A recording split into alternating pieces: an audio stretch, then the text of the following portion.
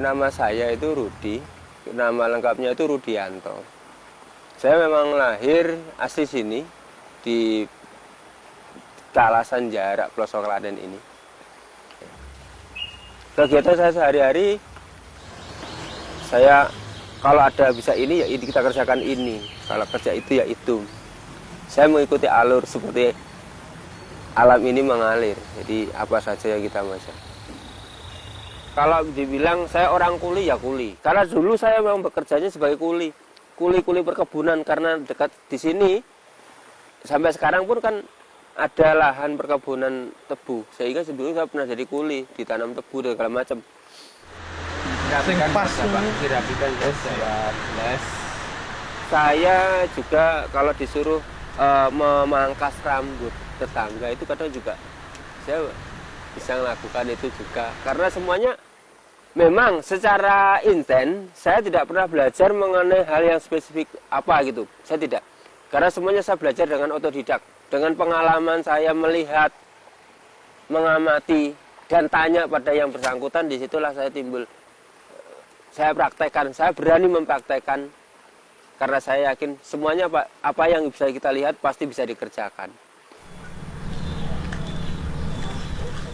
Kegiatan saya sehari yang lain, saya memang berkecimpung juga untuk alam, di mana alam ini sudah mulai terkena krisis yang sudah tidak bisa kita pandang sebelah mata. Dan kenapa saya tertarik dengan alam ini? Karena kehidupan saya erat sekali dengan alam ini. Saya memang dibiasakan juga berdekatan dengan hutan, dan kesehariannya juga banyak yang di hutan. Tapi karena dari dulu memang saya hanya memperhatikan, melihat, menyikapi semua yang telah terlewatkan dari sekian tahun, dari saya kecil sampai saya sebesar ini. Mengambil hikmah, kok tidak ada, bagaimana kepeduliannya di mana? Nah, disinilah saya timbul, peduli sendiri dari awal. Untuk menimbulkan gimana rasa kita peduli dengan alam. Yang selaras, seimbang, serasi.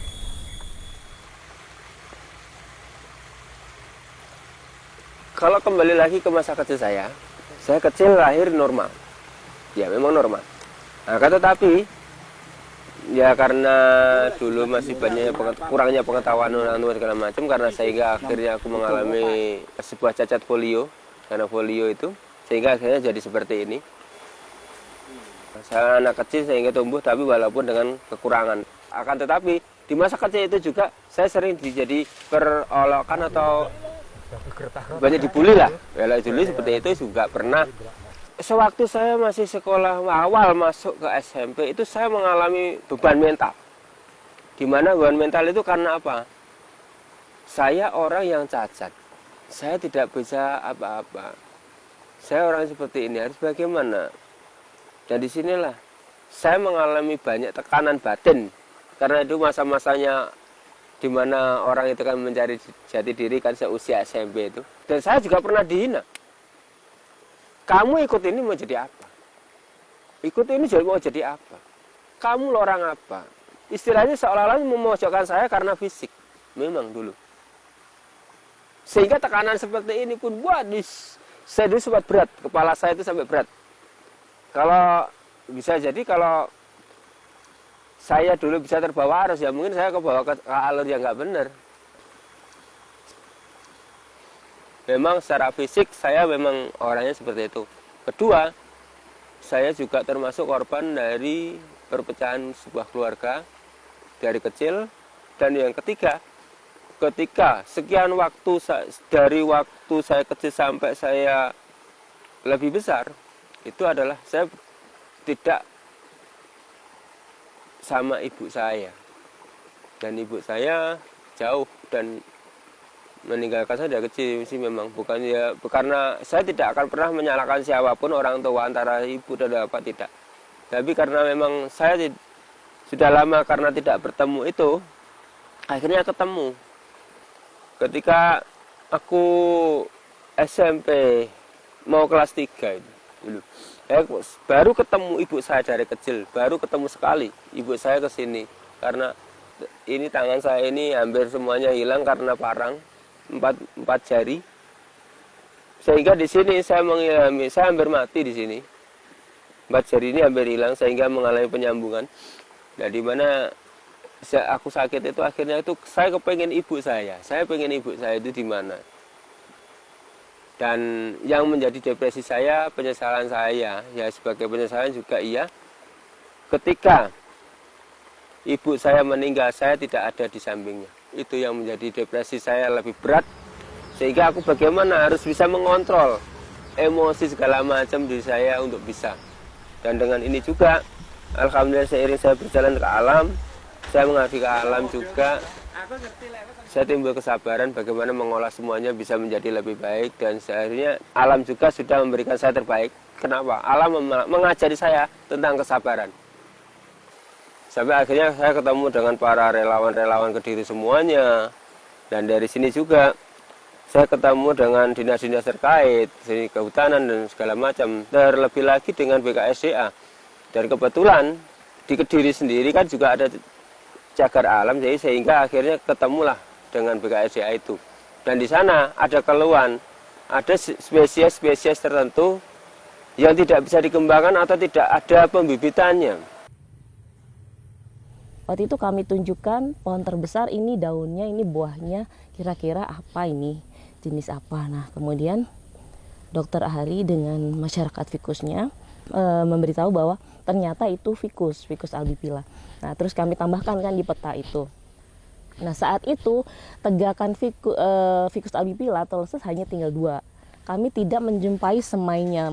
Ternyata mungkin sebabnya ini monyet-monyet ini suka juga daun pucuk muda, daun leses.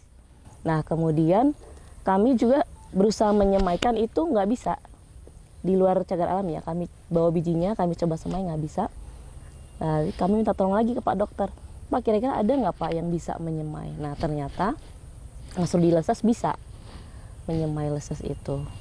Jadi memang, nah itu dia, makanya kemudian akhirnya Pak Dokter kan memberi julukan Mbah Leses, karena memang beliau tuh yang pertama kali berhasil menyemaikan biji leses seperti itu.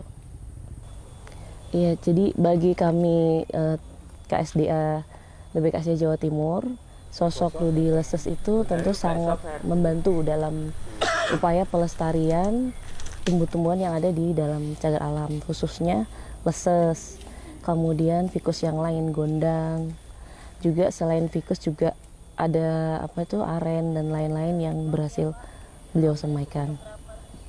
Gitu. Jadi memang sangat membantu dalam konservasi cagar alam ini.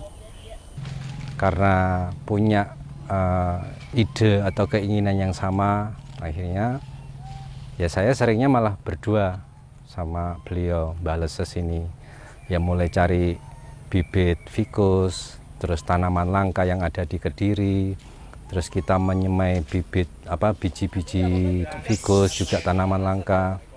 Alhamdulillah ternyata nggak salah pilih teman saya, ya anggap aja saudara. Jadi betul-betul beliau memang gigih, terus sangat semangat sekali untuk peduli terhadap lingkungan, terutama konservasi. Makanya yang utama memang kami ficus ya, bibit ficus, tapi tanaman langka yang ada di Kediri ternyata juga cukup banyak. Kalau ficus lebih kurang ada 50. Kalau tanaman langka ya ada mungkin 70-an lebih. Pak Rudianto, ini adalah atau alhamdulillah beberapa bulan yang lalu beliau juga diusulkan oleh rekan-rekan dari KSDA untuk menghadiri talkshow yang di Bali. Nah, beliau berangkat dan itu juga prestasi menggembirakan buat khususnya Kabupaten Kediri dan juga ARPL Kediri. Memang sosok beliau patut juga bisa diteladani. Semoga di Kediri nanti bisa muncul Mbah Leses baru. Generasi penerus harus ada. Latar belakang pendidikan saya memang orang teknik, bukan orang botani. Sehingga saya tidak punya istilahnya itu kalau alat atau media yang bisa mendukung, saya tidak punya. Saya punyanya adalah apa adanya ini, saya pelajari alamnya seperti apa, suhunya bagaimana, kondisi tanahnya apa. Itu saja yang saya ambil, sehingga akhirnya aku coba semai dengan kesabaran itu, akhirnya tumbuhlah dari biji itu, sehingga ada harapan. Oh ternyata tumbuh. Dengan disitulah timbul ada harapan baru untuk kita semua akhirnya. Bahwa sebenarnya apa yang dikatakan sulit itu sebenarnya tidak sulit. Kalau kita mau menyikapi dengan seksama, dengan niat hati yang tulus, pasti akan semuanya ada hasil. Ya awal gini, gopo iku nandur ngonoan, ora ana gunane. Ya kita lihat saja nanti. Itu salah satu cemoohan saya pernah saya terima. Tetapi dari sekian lambat laun, akhirnya apa yang saya lakukan ternyata membuahkan pengertian secara mendalam, secara kesadaran dari mereka sendiri.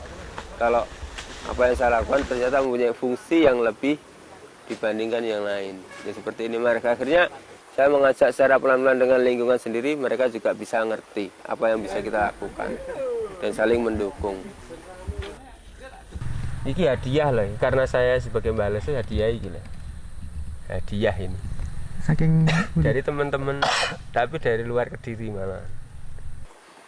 Lesus itu adalah tanaman-tanaman yang sudah hidup dengan kokoh, dengan ratusan tahunnya, dengan segala pertahanan dia untuk bisa memberi penghidupan, memberi positif ke alamnya itu. Salah satu dari Lesus itu sendiri juga memberikan makanan kepada burung, kelelawar, tupai dan segala macam. Dan keunikan dari kekokohan dia tumbuhnya itu yang menjadi motivasi saya. Karena sesuatu yang besar itu dari kecil. Gini, tanaman Lesus jadi begitu besar. Bijinya hanya sebutir pasir. Coba dibayangkan sendiri. Murninya biji itu yang berwarna kecoklatan ini. Kecoklatan kekuning-kuningan. Kalau yang coklat hitam ini adalah daging, proses daging yang mengering. Apa ya?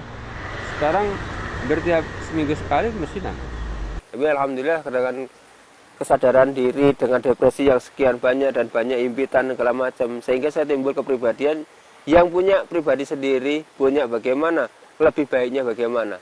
Jangan karena fisik yang kurang baik atau tidak sempurna sehingga kamu menyerah, tapi jangan. Gunakan kekurangan itu sebagai kelebihan.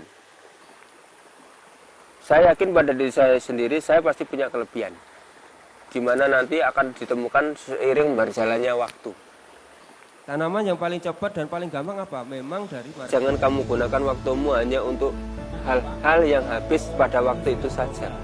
Gunakanlah lebih positif. Dan untuk teman-teman yang